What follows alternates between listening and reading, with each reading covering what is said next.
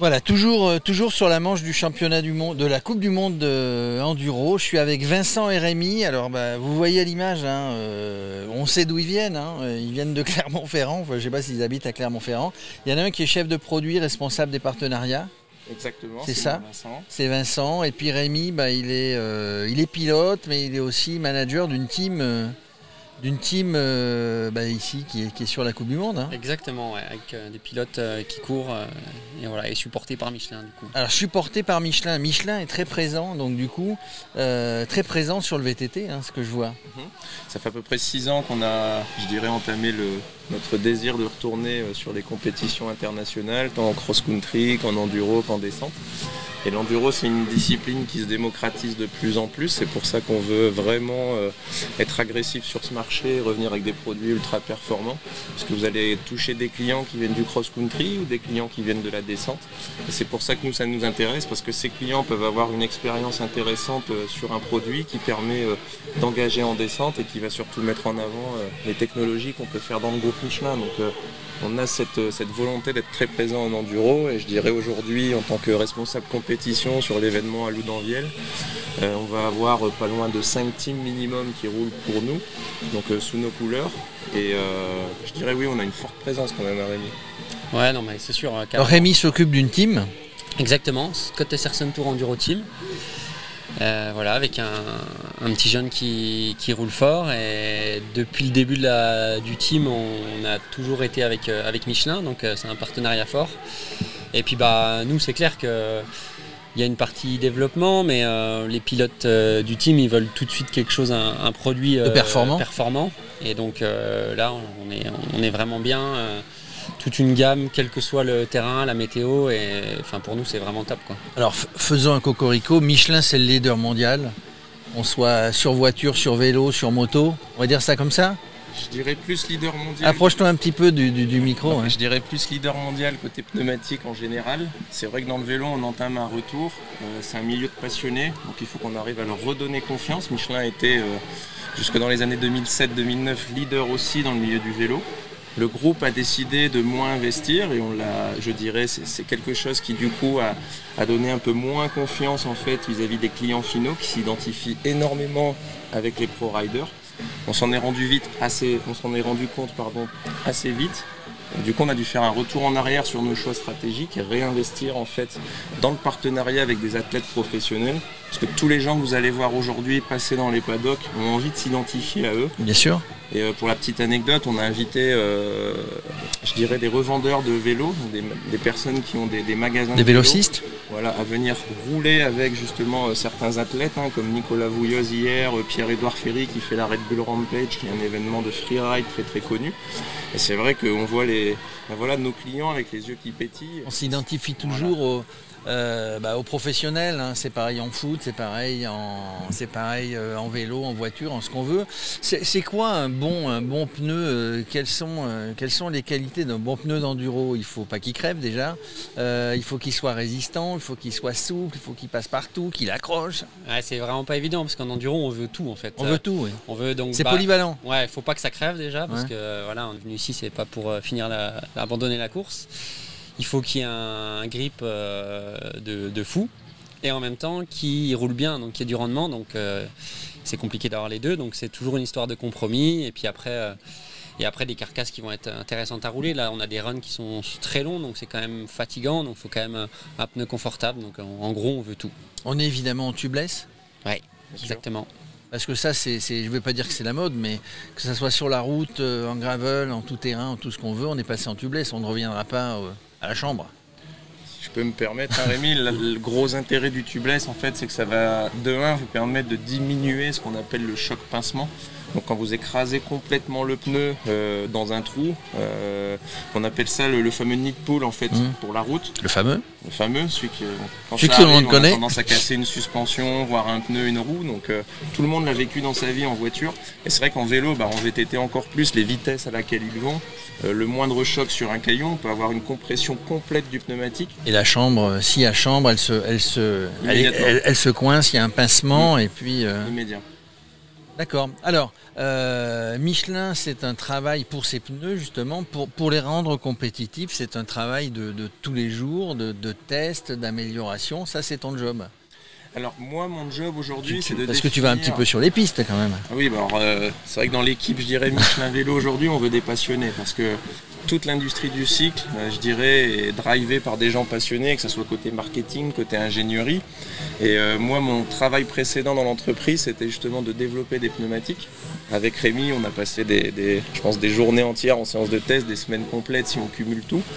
Et c'est vrai qu'on a cette volonté de beaucoup travailler avec nos athlètes professionnels, parce qu'ils vont pousser à la limite les produits, ils vont vraiment aller à l'extrême, et ce qu'on fait de bien pour eux, et tout le monde dit c'est pas l'habit qui fait le moine, la fameuse expression. Je peux vous garantir qu'un client qui engage moins, qui fait ça de manière plus raisonnée, parce que c'est pas son métier, il va aller beaucoup moins vite. Et il y a des zones en fait, le manque de vitesse, tu me dis si je me trompe Rémi, mais nécessite encore plus de grip. Une dalle humide, si vous passez pas vite dessus, vous avez plus de chances de glisser. Ouais, c'est clair, carrément. Hein. C'est sûr qu'avec la confiance, tout passe, avec confiance, la vitesse, mais sans ça, il faut du grip. Il faut du grip, il faut l'équipement, le vélo, le pneu. Vous travaillez donc du coup tous ensemble avec les autres teams, j'allais dire, à longueur d'année pour faire progresser ces pneus. Comment ça peut progresser un pneu ? C'est la matière première qui va faire progresser, c'est la fabrication, enfin une idée géniale qui fait que... C'est les secrets Michelin. Là. Les secrets Michelin. Il y a des secrets bien sûr, mais si je commence à en parler, je pense aux gens, on va vite me prendre pour un espèce de fou allié, parce que c'est quand même très, très complexe, puis c'est une alchimie justement entre la chimie et puis la mécanique. Parce que dans le pneu, vous avez en fait du nylon, et en l'orientant... Je ne vais pas aller dans le détail. On ne rentre pas dans le secret, évidemment. Vous arrivez en fait à avoir des rigidités aux endroits où vous voulez. Et je dirais c'est vraiment une alchimie entre un partenariat justement avec des gens qui nous font des retours. On fait aussi beaucoup de test machines chez Michelin, puisque ça permet de comparer des choses de manière répétable. Et je dirais c'est vraiment une alchimie entre des personnes dont c'est leur métier. Chez Michelin, on a ce qu'on appelle l'école du pneu, où on forme des ingénieurs justement à devenir ce qu'on appelle des développeurs de pneumatiques. Et du coup, il y a un réel savoir-faire qui est cultivé par l'entreprise et qui date depuis 1910, je crois, la première école du pneu pour former les gens justement à savoir concevoir des pneumatiques. Et c'est en fait avec toute cette base de connaissances qu'on arrive en fonction du besoin exprimé par les pilotes à leur donner quelque chose. Donc un vrai travail d'équipe. D'ailleurs, quand on est dans un team, même si c'est individuel, c'est un sport individuel, on travaille en équipe, il y a un retour d'expérience, un retour de passage, il y a eu ça, quand on fait les reconnaissances. Et du coup, après, c'est ce travail d'équipe qui fait qu'on arrive en tête, ou pas. Ouais, après, c'est sûr, au sein de chaque team, c'est vraiment une famille. On va essayer de travailler ensemble pour progresser sur les compétitions. Et puis après, de façon générale, le VTT Enduro, c'est quand même très, très sympa. Donc même... interteam, je veux dire, on a plusieurs teams différents chez Michelin par exemple, on va pas du tout se cacher des choses, bien au contraire, donc c'est quand même... Oui, c'est la mise en, comment dirais-je, le partage, la mise en partage qui fait que vous progressez tous finalement. Et le fabricant, évidemment, les teams. Et après, il y a quand même des choses, moi je fais beaucoup de tests sur pas mal de produits sur le vélo. Et ce qui est super intéressant chez Michelin, c'est qu'on voit qu'il y a quand même une rigueur. Ils ont l'habitude, il y a des grilles de notation qu'on n'a pas avec les autres marques qui sont très poussées. Et, la première fois on teste chez Michelin, on voit que on fait pas n'importe quoi. C'est vraiment tout est calculé, tout est mesuré, analysé. Et ça, c'est vraiment intéressant en tant que rider. Il manquerait plus que ça qu'on fasse n'importe quoi chez Michelin quand même. Le leader mondial. Juste pour terminer, aspect sportif, on en est où dans les classements avec la team? On en est où? Il y a du Michelin devant, oui. Le jeune du team nous fait 15e, ce qui est bien. Il y a quand même un gros niveau en Coupe du Monde. Et puis après, il y a des bons résultats Michelin, notamment chez les filles, ça marche très très fort. 2 sur le podium, c'est ça? Oui, hier sur la course, donc la première course de cette semaine de course pour l'ensemble des teams, donc avec un réel podium de délivré en fin de course. Donc on a Karim Amour qui représente les couleurs du team BH Gravity qui finit premier en catégorie master. Bon, Karim qui a fait je dirais, toute son expérience, ses preuves côté descente, fort cross, il vient du milieu de la descente. On a, chez les filles, on a fini 2e et 3e, donc avec Mélanie et Noga. Non, pas Justine, elle n'est pas chez vous. Mélanie, non, j'ai eu Justine ce matin. Ah, elle n'est pas chez Michelin. Non, pas toutes. Et après, en master, on a aussi un Anglais justement du Team Orange, qui est, de temps en temps, il fait une course, donc il bénéficie, parce qu'on a le Team Orange Factory aujourd'hui, qui est un team anglais qui roule aussi en Michelin, qui finit 3e en master aussi. Donc ouais, on a été représenté sur le podium. Et après, je dirais, dans la catégorie reine, puisque voilà, on est un peu macho dans le milieu du vélo, hein, il faut se le dire, il y a encore cette fâcheuse habitude. On dit toujours la catégorie reine, c'est les hommes élites, c'est là où ça va très vite. Et on est aux portes du podium avec Martin Mas, qui est 4e et qui fait quand même une journée assez exceptionnelle parce qu'il a raté un peu sa première étape, il m'a dit hier soir. Et après il s'est battu pour remonter, il a réussi à revenir, je dirais 4e. Il faut savoir que c'est un des championnats, je pense, les plus disputés avec le championnat de descente. Remarque le cross-country maintenant dans le vélo. Oui, enfin tout est disputé. Et pour une marque comme Michelin, c'est bien d'être devant hein, finalement. Ici, juste pour terminer, Loudanvielle, magnifique. Vous, le partenariat Michelin, un des partenaires principaux, je ne sais plus ce qu'on dit, mais sans vous, sans des partenaires comme ça, il n'y aurait pas d'événement. Ça c'est sûr. Et je dirais surtout sans tous les bénévoles qui du coin, enfin toutes les personnes qui habitent dans le coin, qui ont créé cette ébullition, parce que Loudanvielle, je pense, ça fait 5 ans qu'on commence à en entendre parler. Et c'est vrai qu'on voit de plus en plus, en tout cas dans le milieu de l'enduro, des personnes hyper motivées, que ce soit en France ou à l'étranger, qui se motivent à faire des pistes, parce que c'est leur passion, qu'ils le font savoir pour que les gens viennent. Et après, du coup, les organisations s'intéressent, et ça, je pense, c'est la magie de l'enduro. En tout cas, ça, c'est mon point de vue. Je sais pas ce que tu en penses, Rémi, mais il y a vraiment une émulsion pour faire des pistes, inviter les gens chez soi. Tu as vu, on a fait un beau trail, il faut que tu viennes découvrir ça. Et je sais pas ce que tu en penses, mais Loudanvielle, ça fait 5 ans qu'on en entend parler. Et cette année mondiale, Michelin a décidé de suivre.